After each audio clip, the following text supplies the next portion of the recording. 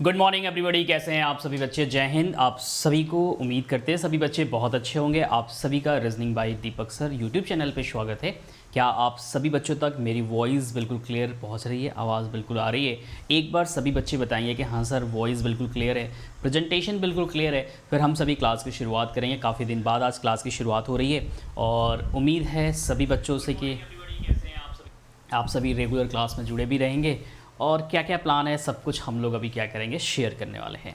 तो एक बार सभी बच्चे क्लास में आ जाइए, फिर हम सभी क्लास की शुरुआत करेंगे। मलय कैसे हो, प्रणाम। Manita Singh very good morning, कैसी हैं आप?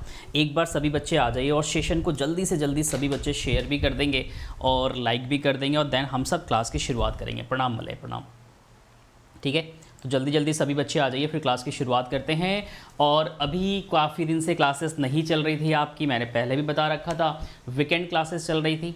तो वो क्लासेस अभी लास्ट कुछ दिन से वो भी बंद थी, लेकिन हाँ अब क्लासेस आपके इसी चैनल पे रेगुलर क्लास करंट अफेयर की सुबह 7 AM पे आपको मिलेगी। साथ ही साथ जो रात में 10 बजे स्टैटिक जीके की सेशन हुआ करती थी, स्टैटिक जीके वाली सेशन की भी शुरुआत आज से ही स्टार्ट हो जाएगी रात में 10 बजे यूट्यूब चैनल पे। ओके, बाकी जो पेड क्लासेस हैं उसकी इन्फॉर्मेशन जो है रात वाली क्लास में आपको दे दी जाएगी कि स्टैटिक जीके में या फिर करंट अफेयर की जो पेड क्लासेस है रेलवे वाले बच्चों के लिए, एसएससी वाले बच्चों के लिए, उसकी क्लास क्या क्या कवर करेंगे, कैसे कैसे कवर करेंगे, वो सभी चीज़ें रात की 10 बजे वाली सेशन में आपको मैं डिस्कस करने वाला हूँ। फिलहाल अभी हम लोग डेली की करंट अफेयर में आज 27 मार्च की करंट अफेयर को देखेंगे। इंपॉर्टेंट करंट अफेयर कौन कौन से है, साथ ही साथ जो भी हम लोग करंट अफेयर एनालिसिस करेंगे उसके बाद उस पर बेस्ड लगभग 8 से 10 MCQs भी करेंगे, जिससे क्या होगा कि आपकी प्रैक्टिस भी हो जाएगी करंट के क्वेश्चंस पे। ओके, तो एक बार सभी बच्चे सेशन को शेयर भी करेंगे और लाइक भी करेंगे, देन हम सभी क्लास की शुरुआत करते हैं। और 27 मार्च की करंट अफेयर को देखते हैं कौन कौन सा इंपॉर्टेंट करंट अफेयर है। और आप सबके लिए रीजनिंग लाइव बाय दीपक सर आप चले जाएंगे ऐप पे। ऐप डाउनलोड करने के बाद आप देखोगे तो इस पर ऑफ़र चल रहे हैं। ऑफ़र ये है कि पूरी नवरात्रि 9 दिन की जो ऑफ़र है वो ये है, कोई भी आप कोर्स परचेज करते हैं उस पर आपको 50% तक के क्या है डिस्काउंट है। कितने हैं? 50% के पूरे डिस्काउंट आपको मिल जाएंगे, तो आप जाके ऑफ़र अवॉइड कर सकते हैं। इसमें हमारी स्टैटिक जीके वाली कोर्स जो है, जो मैं आप सबको पढ़ाने वाला हूँ, लगभग 100+ टॉपिक होगी और ये थ्योरी वाली क्लास होगी, तो ये भी आपको मिल जाएगा। आप इसको क्या कर सकते हैं, परचेस कर सकते हैं। साथ ही साथ आज रात में 10 PM वाली क्लास में आप सभी आएंगे। 2 क्लासेस मैं लॉन्च करने वाला हूँ, एक तो थ्योरी क्लास होगी आपकी स्टैटिक जीके की और एक होगी MCQs क्लास, है ना। ये 2 क्लासेस आपको मिलेंगी पेड पे। कैसे कैसे क्या क्या चीज़ें कवर करने वाली हैं ये सभी डिस्कस हम लोग रात में 10 बजे वाले में करने वाले हैं। तो आप सभी जुड़ सकते हैं रात में 10 बजे वाले सेशन में, जहां पे हम सभी सब कुछ डिस्कस करेंगे। चलिए क्लास की शुरुआत करते हैं बिना लेट किए। पहली जो current affair, important current affair था वो ये है कि हमारे जो यूनियन एनवायरनमेंट मिनिस्टर हैं, कौन है? मिस्टर भूपेंद्र यादव। कौन है? मिस्टर भूपेंद्र यादव। मिस्टर भूपेंद्र यादव जी कौन है? हमारे यूनियन एनवायरनमेंट मिनिस्टर हैं। इन्होंने क्या किया हुआ है? इन्होंने लॉन्च किया हुआ है अरावली ग्रीन वॉल प्रोजेक्ट। क्या लॉन्च किया है? अरावली ग्रीन वॉल प्रोजेक्ट को इन्होंने क्या किया है? लॉन्च किया है। कहां पे लॉन्च किया है? गुरुग्राम में इन्होंने लॉन्च किया हुआ है। कहां पे किया हुआ है? गुरुग्राम में इन्होंने क्या किया है? लॉन्च किया हुआ है। सभी चीजें मैं अगेन कह रहा हूं, जो भी चीजें मैं आपको फैक्ट के तौर पे करा रहा हूं वो आपके एसएससी एग्जाम या फिर रेलवे एग्जाम के लिए सफिशिएंट है। इसके बाहर से क्वेश्चंस नहीं बनेंगे रेगुलरली अगर आप 10-10 क्वेश्चन करते हैं तो, ठीक है।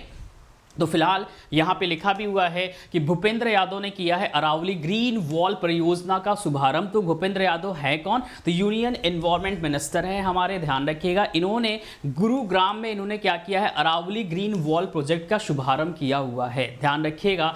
साथ ही साथ that the project will increase the green cover and biodiversity of the Aravalli through, ठीक है, afforestation, reforestation and the restorations of water bodies. मतलब यहाँ पे ये कहा जा रहा है कि गुरुग्राम में हमारे भूपेंद्र यादव जो हमारे यूनियन मिनिस्टर है, एनवायरनमेंट मिनिस्टर हैं, ध्यान रखिएगा, इन्होंने क्या किया हुआ है? अरावली ग्रीन वॉल परियोजना की शुरुआत करी हुई है। कहाँ पे किया हुआ है? गुरुग्राम में इन्होंने इसका शुभारंभ किया हुआ है, ध्यान रखिएगा। अगेन कौन है हमारे यूनियन एनवायरनमेंट मिनिस्टर? तो भूपेंद्र यादव जी हैं, इनके द्वारा इसका शुभारंभ किया गया है। बहुत इंपॉर्टेंट है, क्वेश्चन पूछे जा सकते हैं। क्वेश्चंस क्या पूछे जाएंगे? यहाँ पे ये पूछा जाएगा कि हाल ही में अरावली ग्रीन वॉल परियोजना की जो शुरुआत है कौन से यूनियन मिनिस्टर के द्वारा किया गया है? तो किसके द्वारा किया गया है? श्री भूपेंद्र यादव जी के द्वारा किया गया है, जो कि पर्यावरण मंत्री हैं। कौन है यूनियन में? पर्यावरण मंत्री है। कहाँ पे ये परियोजना की शुरुआत की गई है? तो गुरुग्राम में इसकी शुरुआत की गई है, जिससे ध्यान रखिएगा इसमें जो राज्य शामिल होंगे, अरावली हिल्स आपको पता है कहाँ कहाँ से कवर होती है। ये जब रात में 10 बजे स्टैटिक जीके वाली सेशन चलेगी उसमें काफ़ी डिटेल्स में आपको समझ में चीज़ें आएंगी। तो हरियाणा, राजस्थान, गुजरात और दिल्ली, जहां अरावली पहाड़ियों का परिदृश्य 6 मिलियन हेक्टेयर भूमि पर फैला हुआ है। मतलब जो अरावली हिल्स है वो लगभग 6 हेक्टेयर भूमि पर फैला हुआ है, जिसमें हरियाणा, राजस्थान, गुजरात और दिल्ली भी कवर होता है। इन सब राज्यों में क्या है, इस परियोजना को स्टार्ट किया गया है, शामिल किया गया है। एग्जाम में और अभी आगे जो एमसीक्यू से क्वेश्चंस मिलेंगे उसमें आपको देखने को भी मिलेगा क्या क्या है। हरियाणा, राजस्थान, गुजरात और दिल्ली राज्यों को क्या किया जाएगा, इस परियोजना के थ्रू क्या करेंगे, कवर किया जाएगा। अरावली ग्रीन वॉल जो परियोजना है, इसके तहत कितने सारे राज्यों को क्या किया जा रहा है, कवर किया जा रहा है। तो वो राज्य कितने सारे हैं? तो हरियाणा है, राजस्थान है, गुजरात है और दिल्ली राज्यों को क्या किया जाएगा, कवर किया जाएगा। इसका उद्देश्य क्या है? किसका उद्देश्य क्या है? तो अरावली ग्रीन वॉल जो परियोजना है बेसिकली, इसका उद्देश्य क्या है, क्यों इस परियोजना की शुरुआत की गई है? तो इसकी शुरुआत इसलिए की गई है, इन्होंने बताया है, ग्रीन वॉल परियोजना के साथ ही 5 जिलों में हरियाली क्या है, हरियाली को बढ़ावा देने के लिए 75, बेसिकली कहने का सेंस ये है कि 5, ध्यान रखिएगा, 5 जिलों में हरियाली को बढ़ावा देने के लिए क्या किया गया है, 75 जलाशय, कितने, 75 जलाशय भी क्या किए जाएंगे, विकसित किए जाएंगे। कितने किए जाएंगे? 75 जो जलाशय है वो भी विकसित किए जाएंगे। तो बेसिकली जो आपके एग्जाम में क्वेश्चंस यहाँ पे पूछे जाएंगे वो क्वेश्चंस यही पूछे जाएंगे कि हाल ही में यूनियन मिनिस्टर, इन्वायरमेंट मिनिस्टर पूछ सकता है कि किस परियोजना की इन्होंने शुरुआत करी हुई है। तो अरावली ग्रीन वॉल प्रोजेक्ट की शुरुआत की हुई है। कहाँ पे इन्होंने किया हुआ है? गुरुग्राम में किया हुआ है। टू द पॉइंट क्वेश्चंस यहाँ से आपके एग्जाम में बनेंगे, इस बात को रिमेंबर करके सभी बच्चे रहिएगा, ठीक है। नेक्स्ट आते हैं। नेक्स्ट हमारा न्यूज़ है, इसरो ने LVM-3, मोस्ट इंपॉर्टेंट है, ध्यान रखना है ना, क्या है, LVMP, बहुत इंपॉर्टेंट क्वेश्चंस, ध्यान रखिएगा। क्या है यहाँ पे? LVM-3, M3 वन वेव, ध्यान रखिएगा, वन वेव इंडिया 2 मिशन को इन्होंने क्या किया है, लॉन्च किया गया है। क्वेश्चंस एग्जाम में पूछेगा LVM-3 या फिर वन वेव, ध्यान रखना। वन वेव जो मिशन है इसकी शुरुआत किसने की हुई है? तो इसरो ने किया है। किसने किया है? इसरो ने किया हुआ है। इसके संग जो विदेशी 23 सैटेलाइट होंगे, कितने होंगे? 23 सैटेलाइट है, जो कि इसरो ने क्या किया है, कल के डेट में इन्होंने क्या किया है, भेजा हुआ है।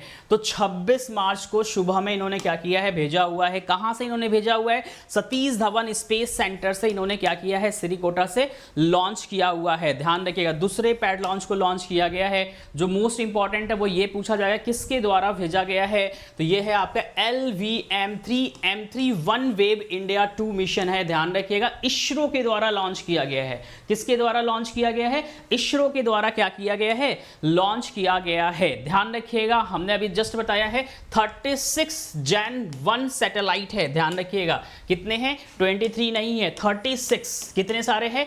36 विदेशी जो सैटेलाइट है वो लेके क्या करेगा, जाएगा। तो ध्यान रखिएगा। एंड यहां पे लिखा है वन वेव्स फाइनल इंस्टॉलमेंट, मतलब कह रहा है, अधिकारियों ने कहा है कि 43.5 मीटर लंबा है और 643 क्या है, टन वजनी है। क्या है? LVM-3 लॉन्च पैड के द्वारा 36 जैन उपग्रह को क्या किया गया, अंतरिक्ष में भेजा गया है। तो सीधे क्वेश्चंस यहां पे एग्जाम में आपके बनेगा, first set of 36 satellite of one wave group company was launched on 23 अक्टूबर 2022। ध्यान रखिएगा, 2022 में 23 अक्टूबर को इसरो के द्वारा 36 सैटेलाइट को क्या किया गया, भेजा गया था वन वेव ग्रुप कंपनी के द्वारा। ये भी इंपॉर्टेंट है, ध्यान रखिएगा। ये वन जो वेव कंपनी है ये कहाँ की है? यूके बेस्ड कंपनी है। कहाँ की है? यूके बेस्ड कंपनी है। कहाँ की है?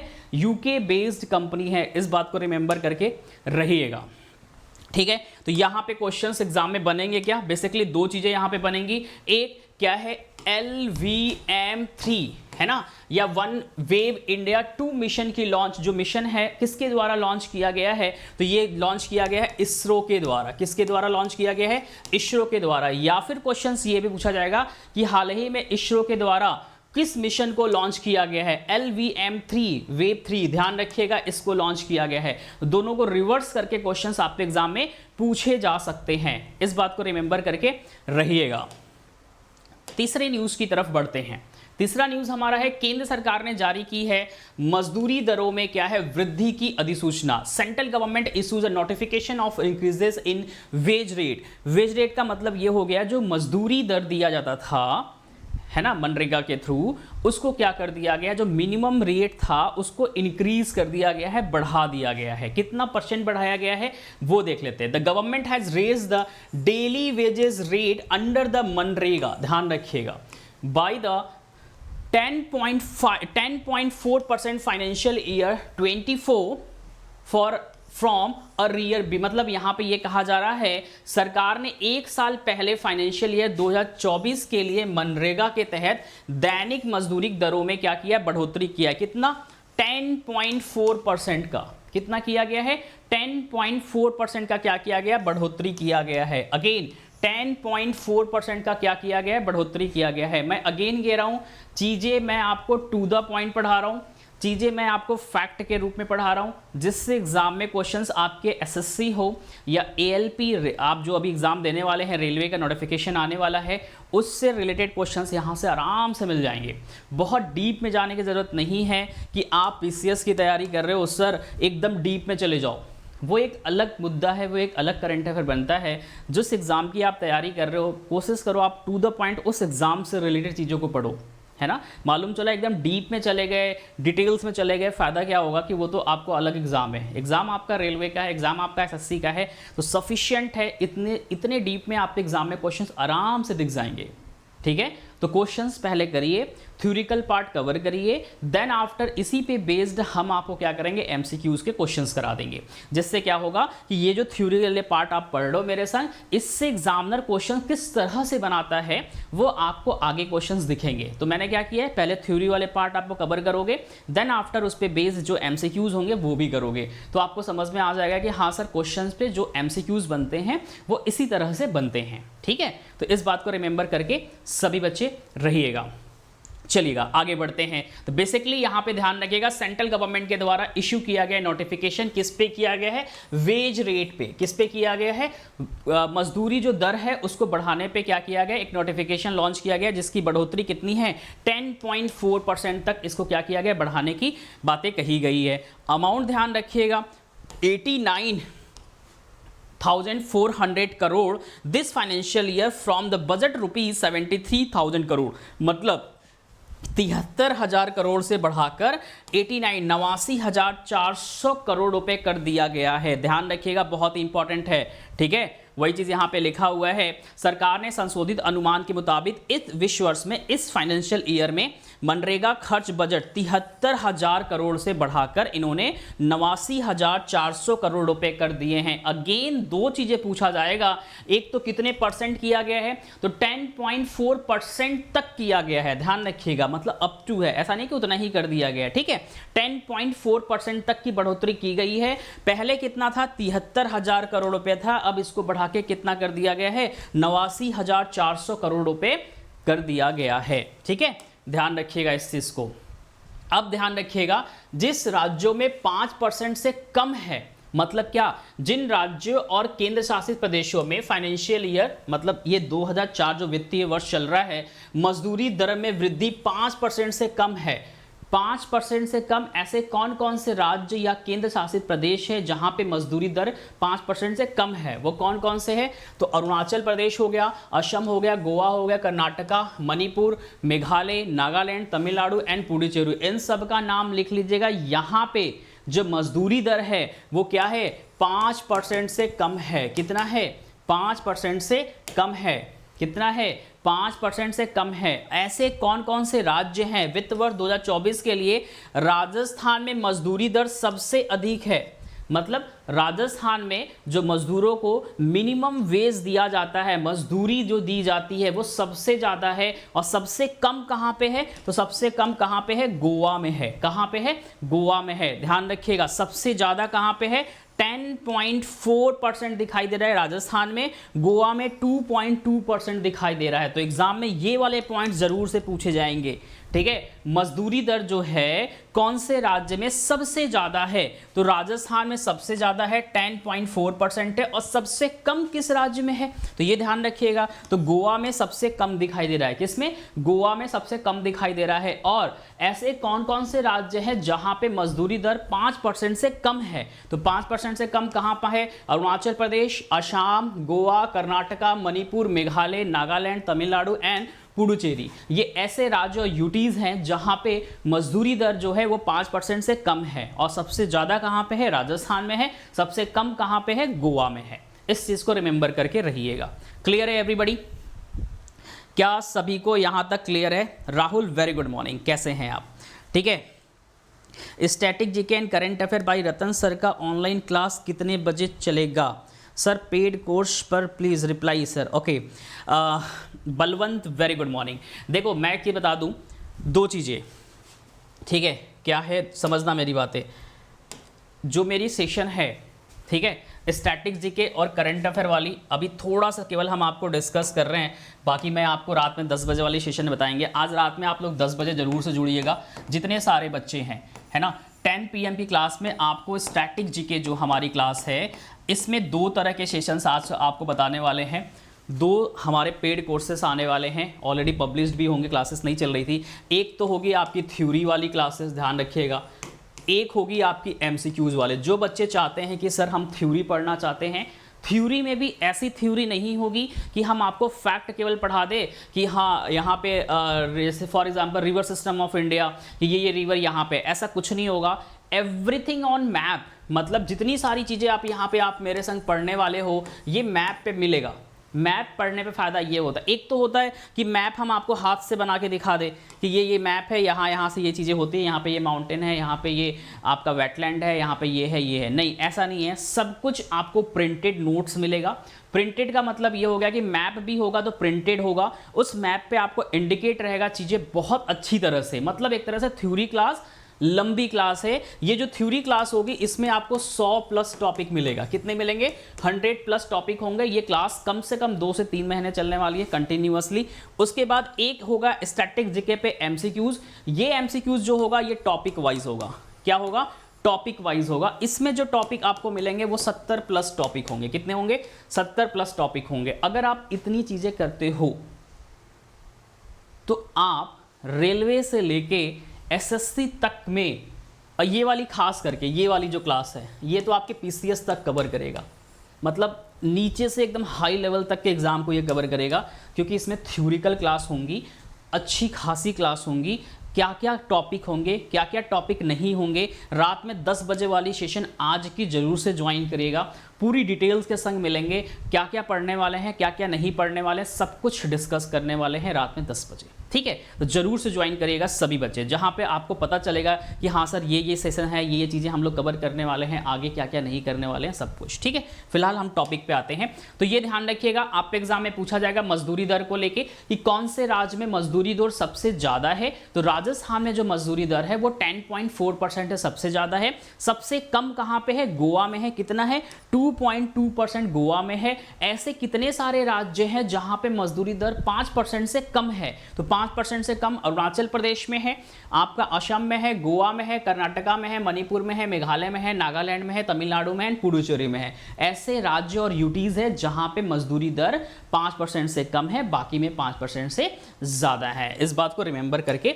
रहिएगा। आगे आते हैं। आगे नेक्स्ट हमारा जो टॉपिक है वो क्या है? वो ये है, भारत सरकार ने लॉन्च किया है किसान बीमा दावों के लिए डिजी क्लेम प्लेटफॉर्म। अब यहां पे ध्यान रखिएगा, ये डिजी क्लेम प्लेटफॉर्म है, बेसिकली लॉन्च किया गया है किसानों के लिए। किसके लिए लॉन्च किया गया है? किसानों के लिए जो बीमा लिया करते हैं, या कंपनीज उन्हें बीमा देती है, या गवर्नमेंट उन्हें बीमा कराती है, ठीक है, इंश्योरेंस वगैरह जो कराती है, उसके सॉल्यूशन के लिए। बेसिकली किसके लिए? उसके सॉल्यूशन के लिए। क्या है? किसान बीमा दावा। मतलब अब किसानों का जो बीमा हुआ रहता है, इंश्योरेंस जो हुआ रहता है, उसके जो वो दावे करते करते हैं कि नहीं हमारा ये इंश्योरेंस है, इसका हमें सोल्यूशन चाहिए, इसका हमें रिवॉर्ड चाहिए, तो उसके लिए इन्होंने क्या किया, डीजी क्लेम प्लेटफॉर्म लॉन्च किया हुआ है। किसने लॉन्च किया है? भारत सरकार के द्वारा। ठीक है, इंडियन गवर्नमेंट ने क्या किया, भारत सरकार ने लॉन्च किया गया किसान बीमा दावों के लिए एक डीजी क्लेम प्लेटफॉर्म। एग्जाम में क्वेश्चन पूछा जाएगा कि हाल ही में भारत सरकार के द्वारा डीजी क्लेम प्लेटफॉर्म किसके लिए लॉन्च किया गया है? किसके लिए लॉन्च किया गया है? किसानों के लिए लॉन्च किया गया है। किसके लिए लॉन्च किया गया है? किसानों के लिए लॉन्च किया गया है। ठीक है, ध्यान रखिएगा सभी बच्चे। समझ में आ रहा है एवरीबॉडी? ठीक है, समझ में आ रहा है? Very good morning everybody. ठीक है, इस बात को रिमेंबर करिएगा। भारत के कृषि मंत्री, ठीक है, हमारे जो एग्रीकल्चर मिनिस्टर है वो कौन है? नरेंद्र सिंह तोमर ने राष्ट्रीय फसल बीमा पोर्टल पर डीजी क्लेम नामक एक नया पोर्टल लॉन्च किया गया है। ध्यान रखिएगा, डीजी क्लेम ये जो पोर्टल है बेसिकली किसके लिए है? ये हमारे किसानों के लिए, फार्मर के लिए। किसके द्वारा लॉन्च किया गया है? तो भारत के जो कृषि मंत्री हैं वो कौन है? नरेंद्र सिंह तोमर। मंत्री का नाम भी याद रखिएगा, क्वेश्चन किसी भी तरह एग्जाम में पूछेगा। तो नरेंद्र सिंह तोमर ने राष्ट्रीय फसल बीमा पोर्टल पर डीजी क्लेम नामक एक पोर्टल का इन्होंने लॉन्च किया है। इसका जो उद्देश्य है, फसल बीमा का लाभ उठाने वाले किसानों को बीमा दावों के वितरण में तेजी लाना है। मतलब फसल जो होते हैं उससे रिलेटेड जो भी लाभ, बीमा का लाभ उठाने वाले किसान है और जो उसके दावे होते हैं उसके सॉल्यूशन के लिए, उसके वितरण के लिए बेसिकली इस पोर्टल को क्या किया गया है? लॉन्च किया गया है। अगेन आपको मैं बता देता हूं, क्वेश्चंस एग्जाम में क्या पूछा जाएगा कि हाल ही में इंडियन गवर्नमेंट, भारत सरकार के द्वारा, ठीक है, किसानों के लिए किस पोर्टल को लॉन्च किया गया है? तो ध्यान रखिएगा, डीजी क्लेम प्लेटफॉर्म लॉन्च किया गया जिसके माध्यम से फसल बीमा, फसलों पे जो बीमा वगैरह किया जाता है उसके वितरण के लिए या उसके सॉल्यूशन के लिए इस पोर्टल पे किसान क्या करते हैं? अपने दावे कर सकते हैं। ठीक है, ध्यान रखिएगा, किसके द्वारा लॉन्च किया गया है? कृषि मंत्री नरेंद्र सिंह तोमर के द्वारा लॉन्च किया गया है। किसके द्वारा? कृषि मंत्री नरेंद्र सिंह तोमर के द्वारा लॉन्च किया गया है। ठीक है, ध्यान रखिएगा इसमें। ठीक है, at present the concert form of 6 state have the got its benefit. मतलब यहाँ पे अभी फिलहाल एट प्रेजेंट टाइम में इस प्लेटफॉर्म का, इसका बेनिफिट जो है 6 राज्य क्या करेंगे? उठाएंगे। फिलहाल 6 राज्य के संबंधित किसानों को इसका लाभ क्या है?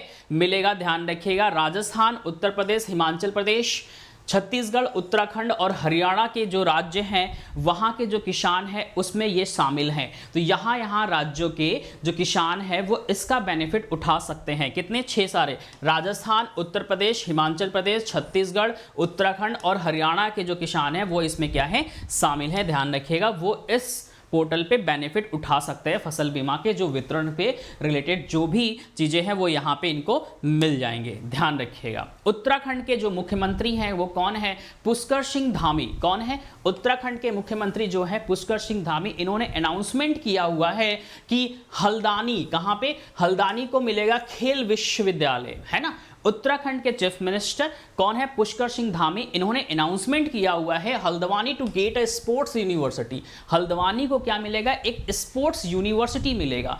क्यों? क्योंकि उत्तराखंड सरकार का 1 साल कंप्लीट हुआ है। 1 साल कंप्लीट होने के उपलक्ष्य में इन्होंने अनाउंसमेंट किया है कि उत्तराखंड के हल्द्वानी में इन्होंने क्या करेंगे? एक स्पोर्ट्स यूनिवर्सिटी बनवाएंगे। क्या करेंगे? एक स्पोर्ट्स यूनिवर्सिटी बनवाएंगे। Uttarakhand chief minister Pushkar Singh Dhami, again chief minister का नाम याद कर लीजिएगा, एग्जाम में क्वेश्चन पूछे जाते हैं। तो Uttarakhand chief minister Pushkar Singh Dhami who made the announcement on the question of completion of 1 year of the formation of his government said that the government will set up a sports university in Kumaon region Haldwani town. ध्यान रखिएगा, कहां पे? Kumaon region Haldwani town में क्या किया जाएगा? एक sports university बनाया जाएगा। किसके द्वारा रिसेंटली लॉन्च ये अनाउंसमेंट किया गया है? तो उत्तराखंड सरकार के द्वारा ये अनाउंसमेंट किया गया है। तो उत्तराखंड के चीफ मिनिस्टर अभी फिलहाल में कौन है? तो पुष्कर सिंह धामी जो है उत्तराखंड के चीफ मिनिस्टर है, जिन्होंने अपना 1 साल क्या है कार्यभार पूरा कंप्लीट किया हुआ है। तो उसके उपलक्ष्य में इन्होंने ये अनाउंसमेंट किया है कि कुमाऊं रीजन में हल्द्वानी में क्या किया जाएगा? एक स्पोर्ट्स यूनिवर्सिटी बनाया जाएगा। ठीक है, क्या किया जाएगा? एक स्पोर्ट्स यूनिवर्सिटी बनाया जाएगा। ठीक है, ये आपके न्यूज़ में भी आया था, इंडियन एक्सप्रेस में, आपके सामने यहाँ पे दिखाई दे रहा है।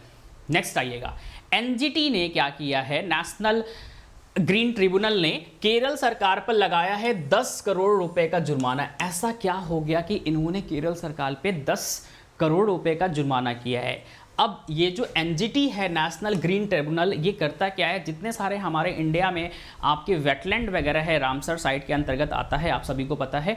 तो उस अभी ये जो चैप्टर है वेटलैंड वगैरह, आर्द्र भूमि वगैरह, आपको स्टैटिक जी के जब हम आपको पढ़ाएंगे तो काफ़ी डिटेल्स में वहाँ पे देखने को मिलेगा कि बेसिकली वेटलैंड होता क्या है, आर्द्र भूमि होता क्या है, कौन सा मतलब सम्मेलन हुआ था, कैसे हुआ था, ईरान का कौन सा शहर है ना, भारत में कब मनाया जाता है, ये सब डिटेल्स चीज़ें आपको स्टैटिक जीके वाले पार्ट्स में बहुत अच्छी तरीके से मिलेगा। मतलब एक तरह से आप कह लो जो भी इंपॉर्टेंट टॉपिक होंगे वो बहुत अच्छे से कवर हो जाएंगे रात में 10 बजे वाले, ठीक है। तो उसी से रिलेटेड है कि क्या कहा जा रहा है, एनजीटी ने अष्टभूमि जो आर्द्र भूमि है या वेटलैंड है, वेवनाड कोल वेटलैंड जो केरल के कोल्लम जिले में रामसर साइट स्थल है, ध्यान रखिएगा यह रामसर स्थल है, की रक्षा करने में विफल रहने के लिए केरल पर 10 करोड़ रुपए का मुआवजा लगाया गया है। मतलब यहाँ पे कहा जा रहा है कि केरला में अष्टभूमि क्या है, वेटलैंड, और वेवनाड कोल वेटलैंड, ये दो क्या है, आर्द्र भूमि है, जो कि केरल सरकार के द्वारा उसको क्या किया गया, मैनेज नहीं किया गया है, उसकी रक्षा नहीं करने पर उन पे एनजीटी के द्वारा 10 करोड़ रुपए का जुर्माना लगाया गया है। बेसिकली वो देखरेख नहीं कर पा रहे थे, वहां पे पॉल्यूशन बढ़ रहा था। अब वेटलैंड क्या होता है, आर्द्र भूमि क्या होता है, जैसे तालाब हो गया है ना, ऐसे गीला जो से दलदल एरिया हो गया, ये सब कैसे बनता है वो स्टैटिक जीके में पढ़ाएंगे। बेसिकली ये सब जो एरियाज होती है उसकी देखरेख के लिए हर एक सरकारों पे क्या किया जाता है कि आप इन जो स्थल है, साइट्स है, रामसर साइट्स है, उसकी आप देखरेख करें, राज्यों के ऊपर ये चीज़ें होती हैं, केंद्र सरकार बोलती है, तो ध्यान रखिएगा। तो केरला सरकार ने क्या है, उसकी देखरेख करने में विफल रहे हैं, जिसकी वजह से एनजीटी नेशनल ग्रीन ट्रिब्यूनल के द्वारा केरला गवर्नमेंट पे 10 करोड़ रुपए का क्या किया गया है, जुर्माना लगाया गया है। इस बात को ध्यान रखिएगा। अष्टमुड़ी वेटलैंड में प्रदूषण, ध्यान देखा यहाँ पे लिखा है, प्रदूषण में नाव के टूटने और कचड़े को जलाने का भी योगदान है। मतलब एक तो प्रदूषण बढ़ा, नाव को जलाए, जिसकी वजह से वो जो आर्द्र भूमि था, जो साइट्स था, वो प्रदूषित हुआ, नुकसान हुआ, उसको रिकवरी नहीं कर पाए और वो धीरे धीरे खराब होने लगा, जिसकी वजह से केरला गवर्नमेंट पे 10 करोड़ रुपए का एनजीटी के द्वारा क्या किया गया है, ये लगाया गया है, ठीक है। जनवरी 2023 में ट्रिब्यूनल ने पाया है कि वस्तुतः कोई कदम नहीं उठाया गया था और कोई निगरानी नहीं की गई है उस आर्द्र भूमि का, जिसकी वजह से इनके ऊपर 10 करोड़ रुपए का मुआवजा लगाया गया है, ठीक है। ध्यान रखिएगा। नेशनल ग्रीन ट्रिब्यूनल, इसकी फॉर्मेशन हुई थी 2010 में। हेडक्वार्टर कहाँ है, सिंपल सी बात है, इंडिया में ही है। नेक्स्ट आइएगा, केंद्र सरकार ने, अब चौथा लास्ट हमारा न्यूज़ है, सेकेंड लास्ट न्यूज़ हमारा क्या है, कैबिनेट ने सरकारी कर्मचारियों के लिए महंगाई जो भत्ते हैं उसको 4% की बढ़ोतरी की मंजूरी दे दी है। कितना दिया है, 4% की मंजूरी दे दी है। मतलब केंद्र सरकार ने अपने 1 करोड़ से अधिक जो कर्मचारी है सेंट्रल गवर्नमेंट के, जैसे आप एसएससी से जाओगे, आप रेलवे से जाओगे तो आप सेंट्रल गवर्नमेंट के एम्प्लॉय कहे जाओगे, तो आप सभी के जो पेंशनर्स थे उनके 4% की क्या कर दी गई है, बढ़ोतरी कर दी गई है, ध्यान रखिएगा। तो केंद्र सरकार ने अपने 1 करोड़ से अधिक कर्मचारियों और पेंशन भोगियों के लिए जो महंगाई भत्ता है उसे 4% बढ़ाकर कुल 38% से 42% कर दिया गया। पहले कितना था, 38% था, अब कितना हो गया, 42% हो गया, ध्यान रखिएगा। तो मतलब 4% का इंक्रीमेंट किया गया है। कितना किया गया है, 4% का इंक्रीमेंट किया गया है, ध्यान रखिएगा, ठीक है। क्वेश्चंस एग्जाम में पूछा जाएगा। कितने हो गए, 12,815 करोड़ रुपए खर्च करेगा केंद्र सरकार, ठीक है। 7th पे कमीशन के अंतर्गत जो लगा हुआ है, 7वें केंद्रीय वित्त आयोग की सिफारिश पर आधारित है। मतलब सेंट्रल गवर्नमेंट के जो भैया पैसे वगैरह मिलते थे, सैलरी वगैरह मिलते थे 7th पे कमीशन के अंतर्गत, अब वो क्या हो जाएगा, और इंक्रीमेंट हो जाएगा। तो अच्छी बात है आप सभी के लिए, ठीक है, ध्यान रखिएगा। सलीम टेटे को क्या किया गया, AHF एथलीट एम्बेसडर के रूप में नियुक्त किया गया है। सलीम टेटे को किया गया, ध्यान रखिएगा, किसको किया गया है, सलीम टेटे को AHF एशियन हॉकी फेडरेशन, क्या है, AHF एशियन हॉकी फेडरेशन का क्या किया गया है, एथलीट एम्बेसडर के रूप में इन्हें घोषित किया गया है, ठीक है। अगेन सलीम टेटे को AHF एशियन हॉकी फेडरेशन का क्या किया गया, एथलीट एम्बेसडर के रूप में नियुक्त किया गया है। अगेन बहुत इंपॉर्टेंट है, ध्यान रखिएगा। कब से? 25 मार्च 2023 से लेकर क्या है 25 मार्च 2025, मतलब 2 सालों के लिए इन्हें एम्बेसडर बनाया गया है। ठीक है, कितने सालों के लिए? 2 सालों के लिए इनको एम्बेसडर बनाया गया है, ध्यान रखिएगा। Indian women's hockey team midfielder Salima Tete, ठीक है, has been appointed as the Asian Hockey Federation athlete ambassador from India for a term of 2 year. कितने सालों के लिए? 2 सालों के लिए बनाया गया है इन्हें एथलीट एम्बेसडर के रूप में। 25 मार्च 2023 से लेके 25 मार्च 2025 तक ये क्या है, AHF Asian Hockey federation athletes की क्या है, एम्बेसडर बनी हुई है। ध्यान रखिएगा, इंडियन विमेंस हॉकी क्या है, टीम मिडफील्डर्स हैं। ठीक है, इस बात को ध्यान रखिए, क्वेश्चंस एग्जाम में क्वेश्चंस यहां से पूछे जाते हैं। ये आपको दिखाई दे रही हैं। टेटे ने कोरिया के मुंगयोंग में एशियाई हॉकी महासंघ कांग्रेस के दौरान प्रमाण पत्र और पद स्वीकार किया हुआ है। इससे आपको मतलब नहीं है, जो सबसे ज़्यादा इंपॉर्टेंट है वो यहां पे है कि हाल ही में सलीम टेटे को किसका एम्बेसडर बनाया गया है, तो एशियन हॉकी फेडरेशन एथलीट्स का एम्बेसडर बनाया गया है। इस बात को रिमेंबर करिएगा। सलीम टेटे कौन है? इंडियन वीमेंस हॉकी टीम की क्या है, मिडफील्डर्स है। ठीक है, इस बात को रिमेंबर करिएगा।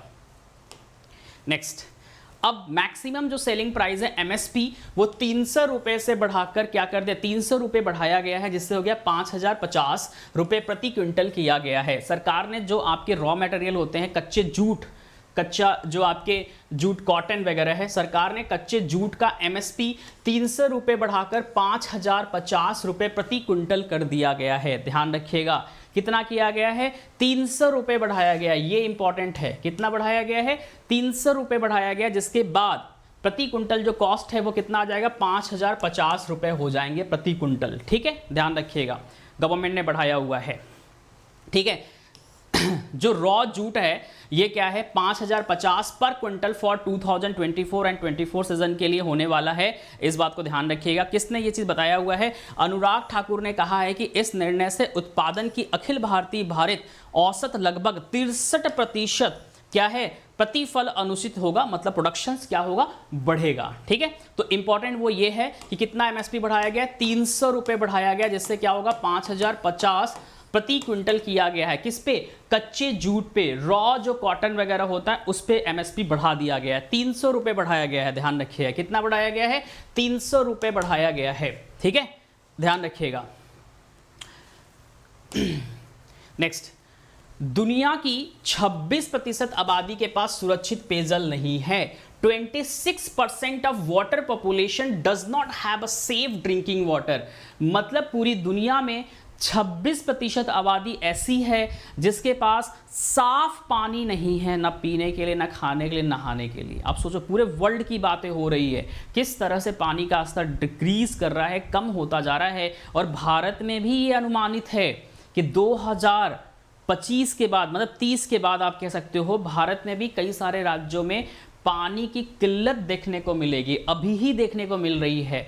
अगर आप चले जाओगे दिल्ली वगैरह साइड में, नोएडा वगैरह साइड में, तो वहाँ पे ये चीज़ें आपको देखने को मिलेगी, है ना। अब दिल्ली वगैरह में पानी वगैरह कहाँ से आता है? हरियाणा से है, या फिर यमुना का पानी ही फर्टिलाइज करके पिया जाता है।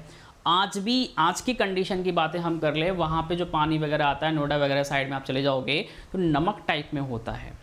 ठीक है, तो भारत में भी ये समस्या देखने को मिलेगा। और 2050 तक जाते जाते भारत के कई सारे राज्य ऐसे होंगे जहाँ पे पानी की किल्लत बहुत बहुत ज़्यादा देखने को मिलेगा। ठीक है, तो ये वही चीज़ बोला गया है, 26% of the world population does not have the safe drinking water.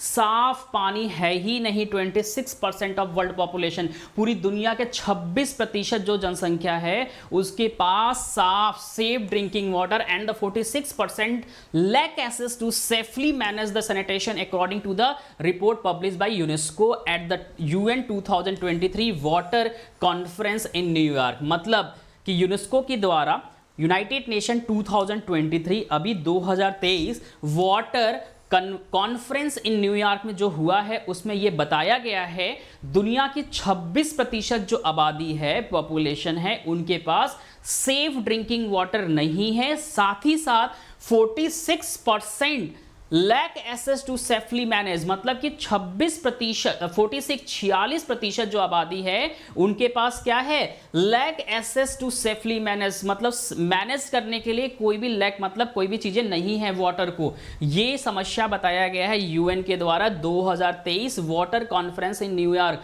जो रिसेंटली न्यूयॉर्क में ये कॉन्फ्रेंस हुआ था। न्यूयॉर्क में संयुक्त राष्ट्र 2023 जल सम्मेलन में यूनेस्को द्वारा प्रकाशित एक रिपोर्ट के अनुसार बताया गया है दुनिया की 26% आबादी के पास सुरक्षित पेयजल नहीं है, पीने योग्य पानी नहीं है। ठीक है, ध्यान रखिए कितने बताया गया है, 26%। ये बहुत इंपॉर्टेंट एग्जाम में क्वेश्चन पूछे जाएंगे, कितने प्रतिशत पॉपुलेशन के पास नहीं है, 26% के पास नहीं है, और 46% के पास सुरक्षित रूप से प्रतिबंधित स्वच्छ तक पहुंच ही नहीं है, सेफली वाटर के पास पहुंच भी नहीं है। कितने, 46%। ये तो कम पूछेगा एग्जाम में, लेकिन ये ज़्यादा पूछा जाएगा, ध्यान रखिएगा। तो 26% ऐसी आबादी है जिसके पास पीने योग्य वाटर नहीं है, पानी नहीं है। ये सिर्फ इंडिया की बातें नहीं हो रही है, पूरे वर्ल्ड की बातें हो रही है, और पूरी दुनिया में 26% आबादी बहुत बड़ा मायने रखता है। ठीक है, बहुत बड़ा मायने रखता है, इस बात को रिमेंबर करिएगा। तो क्वेश्चंस यहाँ से क्वेश्चंस पूछे जाएंगे, ध्यान रखिएगा। United nation has launch the global campaign call the B the change, है ना, यूएन के द्वारा एक ग्लोबल कैंपेन लॉन्च किया गया है, be the change, to mark the water, क्या है, वर्ल्ड वाटर डे, है ना, वर्ल्ड वाटर डे। कब मनाते हैं सर, 22 मार्च 2023 को ये कैंपेन लॉन्च किया गया, जिसका नाम है बी द चेंज। क्या है, बी द चेंज। पानी की कमी का सामना कर रही वैश्विक शहर आबादी 2016 में 930 मिलियन से दुगनी होकर 2050 में 1.7 या 2.4 बिलियन हो जाने का अनुमान है। मतलब आप सोचो, पूरी दुनिया में 2016 में 930 मिलियन लोग थे, बट यही चीज दोगुना हो जाएगा 2050 में 1.7 से लेके 2.4 बिलियन हो जाने की उम्मीद है, जो पानी की कमी देखेगी। ये मतलब बहुत बड़ा डेटा है, और 2050 तक भारत में भी ये चीज देखने को आपको मिलेगा, ध्यान रखिएगा। What is the theme of world water day 2023? The theme of world water day 2023 is accelerating change, ध्यान रखिएगा, एक्सेलरेटिंग चेंज। ये बहुत इंपॉर्टेंट एग्जाम में क्वेश्चन पूछा जाएगा, है ना, ध्यान रखिएगा। और इसका एम क्या है, क्यों लॉन्च किया गया, address the sustainable management of water, मतलब किस तरह से मैनेज कर सकें वाटर को। ठीक है, ध्यान रखिएगा। तो ये थे इंपॉर्टेंट थ्योरिकल क्लास। अब आप सभी तैयार हो एमसीक्यूज के लिए। जो चीज़ें हमने पढ़ाई है उसी पे बेस्ड एमसीक्यूज क्वेश्चंस हैं। अगर आप सभी तैयार हैं तो एमसीक्यूज क्वेश्चन की शुरुआत करें, और जो चीज़ें आपने मेरे संग पढ़ा है उस पे बेस्ड यहाँ पे क्वेश्चंस मिलेंगे, जो अभी जस्ट हमने आपको पढ़ाया है। अब ये आपको समझ में आएगा कि सर थ्योरी वाले पार्ट से एग्जामिनर जो एमसीक्यूज बनाता है वो किस तरह से बनते हैं, जिससे आपका थ्योरी पढ़ा हुआ जो क्लास होगा अभी मेरे संग, उस पे बेस्ड आप क्या करेंगे, एमसीक्यूज प्रैक्टिस भी कर लेंगे। तो एक बार सभी बच्चे बताएंगे कि हाँ जी तैयार हैं। वेरी गुड मॉर्निंग एवरीबॉडी, जितने सारे बच्चे नए जुड़े हैं आप सभी को गुड मॉर्निंग। ठीक है, अच्छा सतीश कैसे हो, चलिएगा क्लास की शुरुआत करते हैं। आपकी एमसीक्यू सी क्लास है, जो हमने अभी आपको जस्ट डिस्कस किया है, जितनी सारी चीज़ें डिस्कस किया है उसी पे बेस्ड ये एमसीक्यूज क्लास है। पहला क्वेश्चन आपके सामने ये है, जो पहली न्यूज़ थी उसी पे बेस्ड ये क्या है, आपका एमसीक्यूज है। In which city the Aravalli green wall project was recently launched by the union environment minister Bhupender Yadav. अभी जस्ट हमने आपको पढ़ाया है कि हाल ही में केंद्रीय पर्यावरण मंत्री भूपेंद्र यादव द्वारा किस शहर में अरावली ग्रीन क्या है वॉल प्रोजेक्ट या परियोजना का शुभारंभ किया गया है। हरिद्वार में किया गया है, देहरादून में किया गया है, ऋषिकेश में किया गया है, या गुरुग्राम में किया गया है। इस परियोजना की शुरुआत कहाँ पे की गई है, हमने जस्ट बताया है कहाँ पे किया गया। इसके द्वारा कई सारे राज्य कवर किए जाएंगे, लेकिन यहाँ पे पूछा है कि इसका शुभारंभ कहाँ पे किया गया है। तो शुभारंभ कहाँ पे किया गया, जल्दी से सभी बच्चे आंसर बताएंगे। अभी जस्ट हम लोगों ने डिस्कस किया है, अच्छे से पढ़ा हुआ है। मैं आपको दिखा भी देता हूँ कि हम लोगों ने इसको कहाँ पे पढ़ा है। देखो अब आप देखो, मैंने अभी जस्ट आप लोगों को पढ़ाया है यहाँ पे हमने अभी जस्ट पढ़ाया है कहां पे, गुरुग्राम में अरावली ग्रीन वॉल परियोजना का शुभारंभ करते हुए श्री भूपेंद्र यादव ने केंद्रीय पर्यावरण मंत्री ने विश्वास व्यक्त किया है कि परियोजना वनीकरण और जल निकायों की बहाली के माध्यम से अरावली के हरित आवरण का जैव विविधता को बढ़ावा मिलेगी। अभी जस्ट हमने पढ़ाया है, उसी पे बेस्ड क्वेश्चन था। तो ये था क्या, गुरुग्राम में इसको शुभारंभ किया गया है, लेकिन जो राज्य हैं हरियाणा, राजस्थान, गुजरात, दिल्ली, ये सभी इसका बेनिफिट उठा पाएंगे, ध्यान रखिएगा। तो सेम चीजें है यहीं पे, क्वेश्चंस इसी से बना हुआ क्वेश्चंस है जो आपसे मैं अभी जस्ट पूछ रहा हूं। तो इसलिए हम कह रहे हैं थ्योरी वाली क्लास आपके लिए बहुत इंपॉर्टेंट है, शुरू की क्लास जरूर से कर लिया करिए, जिससे आप एग्जाम में क्वेश्चंस मिलेंगे। तो करेक्ट आंसर क्या होगा हमारा, गुरुग्राम हमारा क्या होगा, करेक्ट आंसर होगा। क्या होगा, गुरुग्राम क्या होगा, करेक्ट आंसर होगा। ठीक है, नेक्स्ट पे आ जाइएगा। इसरो द्वारा 26 मार्च 2023 को निम्न में से कौन सा मिशन लॉन्च किया गया है। इसरो के द्वारा 26 मार्च 2023 को किस मिशन को लॉन्च किया गया है। गगनयान मिशन है, SSLV-D2 मिशन है, या फिर LVM-M3 OneWeb India 2 मिशन है, आदित्य L1 मिशन है, या फिर गगनयान मिशन है। अभी जस्ट हमने पढ़ाया है, जल्दी से आंसर करिए क्या होगा। अभी जस्ट हमने पढ़ाया है, करेक्ट आंसर क्या होगा जल्दी से बताइएगा।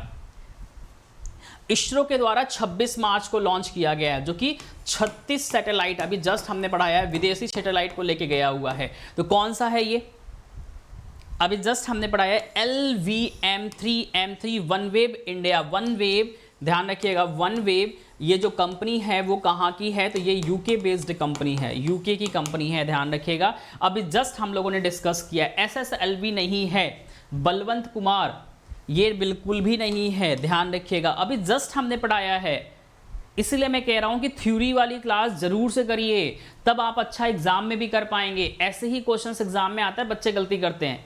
कम पढ़ो, लिमिटेड पढ़ो, अपने एग्जाम से रेलेवेंट चीजें पढ़िए, बहुत फायदा होगा। ये जो करंट अफेयर है आपके SSC के हर एग्जाम कवर हो जाएंगे, आपके रेलवे के हर एग्जाम कवर हो जाएंगे। अब मालूम चला कि हम आपको डीप में लेके चले जाए कि ये क्या होता है, इससे फायदा क्या होता है, तो वो PCS लेवल चले गए, आप वो सिविल लेवल आप चले गए। तो आप उतना डीप में जाने से फायदा क्या, क्योंकि आपको उतना एग्जाम में आना नहीं, आपको एग्जाम ही तो क्लियर करना है ना अच्छे से। तो बेहतर है टू द पॉइंट, जो रेलेवेंट चीजें हैं उसको पढ़िए, ज्यादा अनवांटेड चीज पढ़ेंगे वो भी दिक्कत हो जाएगा। नेक्स्ट क्वेश्चन आइएगा। केंद्र सरकार द्वारा वित्त वर्ष 2024 फाइनेंशियल ईयर 2024 के लिए जारी अधिसूचना में मजदूरी दर में वृद्धि सबसे कम किस राज्य के लिए देखी गई है। यहां पे क्वेश्चन ये कह रहा है कि which state has seen the lowest increases in wage rate in the notification release by the central government for financial year 2024। कौन सा ऐसा राज्य है जहां पे फाइनेंशियल ईयर वित्त वर्ष 2024 में जो मजदूरी दर है वो सबसे कम है। क्या है, सबसे कम है। मध्य प्रदेश, उत्तर प्रदेश, आंध्र प्रदेश या गोवा, कौन से राज्य में। हमने बताया है कि 5% से कम राज्य जो थे वो भी हमने आपको बताया है, 5% से जो ऊपर राज्य थे वो भी हमने आपको बताया है। सबसे ज्यादा कौन से राज्य में मजदूरी दर है 2024 में वो भी बताया है। जो सबसे ज्यादा है जो वो राजस्थान में है, सबसे कम कहां पे है तो गोवा में है। कहां पे है, गोवा में। राजस्थान में कितना है 10.4% मजदूरी दर है, गोवा में कितना है 2.2% है मजदूरी दर। अभी जस्ट हमने आपको अच्छे से पढ़ाया है, वेरी गुड, बहुत अच्छा बलवंत, अभी जस्ट हमने आपको बहुत अच्छे से पढ़ाया है।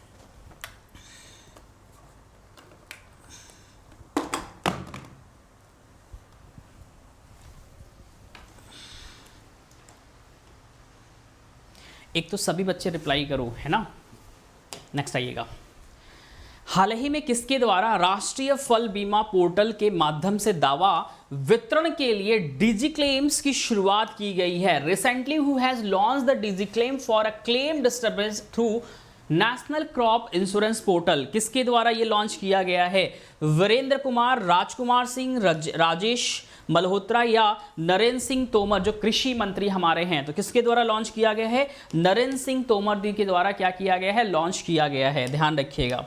नेक्स्ट आइएगा। उत्तराखंड सरकार द्वारा कुमाऊं क्षेत्र में किस शहर में एक खेल विश्वविद्यालय स्थापित किया जाएगा। पुष्कर सिंह धामी, आपको याद आ रहा है जो अभी जस्ट हमने पढ़ाया है, उन्होंने अनाउंसमेंट किया है अपना 1 साल कंप्लीट करने के उपलक्ष्य में। उन्होंने कुमाऊं क्षेत्र के क्या है आपका अल्मोड़ा, हल्द्वानी या पिथौरागढ़ या बागेश्वर, तो क्या होगा हल्द्वानी शहर में क्या किया है, एक स्पोर्ट्स यूनिवर्सिटी ओपन करने की घोषणा की हुई है। ठीक है, एनजीटी नेशनल ग्रीन ट्रिब्यूनल ने केरल जिले में रामसर स्थल की रक्षा करने में विफल रहने के लिए सरकार पर कितने रुपए का मुआवजा लगाया हुआ है? किसने लगाया है? एनजीटी ने। एनजीटी क्या है? नेशनल ग्रीन ट्रिब्यूनल ने केरल जिले में रामसर जो स्थल है, आर्द्र भूमि वहां पे है, उसकी रक्षा में विफल होने की वजह से उन पे कितने करोड़ रुपए का जुर्माना लगाया हुआ है? तो 10 करोड़ रुपए का लगाया है। कितने का है?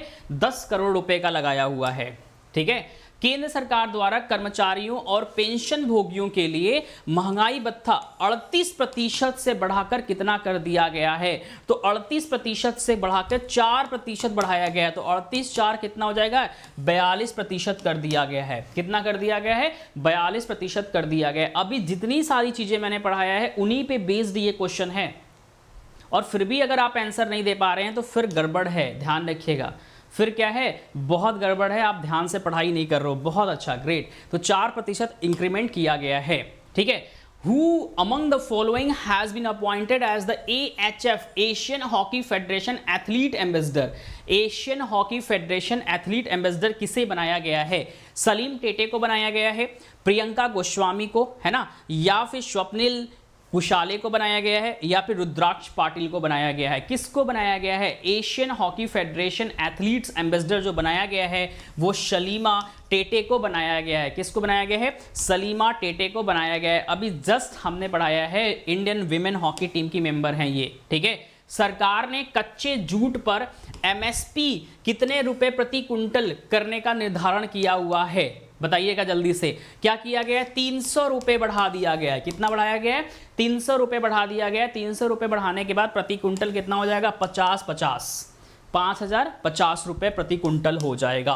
ध्यान रखिएगा, 5050 रुपए प्रति कुंटल हो जाएगा। ये सब बहुत इंपॉर्टेंट है, एग्जाम में क्वेश्चंस ये सब मिलते हैं, ध्यान रखिएगा। ठीक है, ये सब क्वेश्चंस एग्जाम में आपको देखने को मिलेगा। ठीक है, जो हमने आपको पढ़ाया है। नेक्स्ट आइएगा, यूनेस्को द्वारा प्रकाशित रिपोर्ट के अनुसार UN के द्वारा दुनिया की लगभग कितने प्रतिशत आबादी के पास सुरक्षित पेयजल उपलब्ध नहीं है? पीने योग्य जो पानी है वो नहीं है। दुनिया की कितने प्रतिशत आबादी के पास? अभी जस्ट हमने आपको पढ़ाया है ना, अभी जस्ट हमने आपको ये पढ़ाया है ना, अभी जस्ट हमने आपको पढ़ाया है ना, कितनी परसेंट आबादी है? तो 26% आबादी ऐसी है जिनके पास पीने योग्य पानी नहीं है। क्या है? जिनके पास पीने योग्य पानी नहीं है, ध्यान रखिएगा। 26% ऐसी दुनिया की आबादी है। ठीक है, अब ध्यान रखिएगा, आज है 27 मार्च, तो आज कुछ है? हाँ जी, आज है। तो आज क्या है? World theatre day. ध्यान रखिए, क्या है? वर्ल्ड थिएटर डे, विश्व रंगमंच दिवस का महत्व, रंगमंच के महत्व के बारे में जागरूकता बढ़ाने और दुनिया भर में रंगमंच के महत्व को जानने के लिए मनाया जाता है। तो वर्ल्ड थिएटर डे जो मनाया जाता है वो 27 मार्च को सेलिब्रेट किया जाता है। इस बात को रिमेंबर करके रहिएगा। वर्ल्ड थिएटर डे कब मनाते हैं? तो 27 मार्च को सेलिब्रेट किया जाता है, जो कि आज सेलिब्रेट किया जा रहा है।